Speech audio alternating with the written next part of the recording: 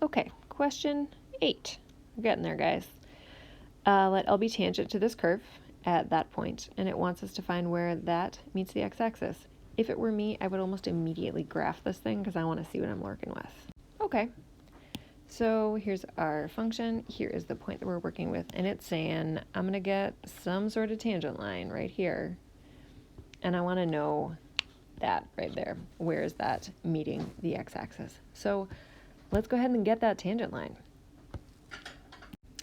Because of the way this function is set up, we know it's a product rule. So I got u and the derivative, v and its derivative, and we're going to write that all out now. So y prime is going to be u times dv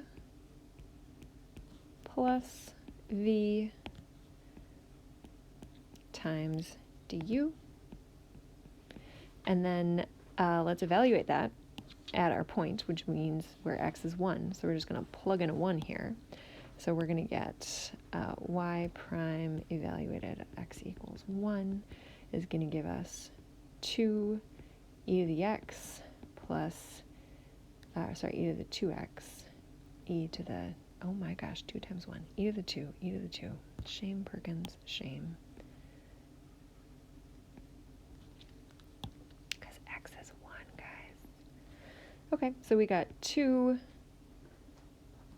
plus 1, well, good lord, 3 e squared is what we've got there.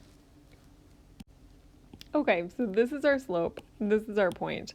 The line that we're looking for is going to be y minus e squared equal to 3e squared x minus 1. Let's go ahead and double check that by looking at our graph. Looks pretty good to me.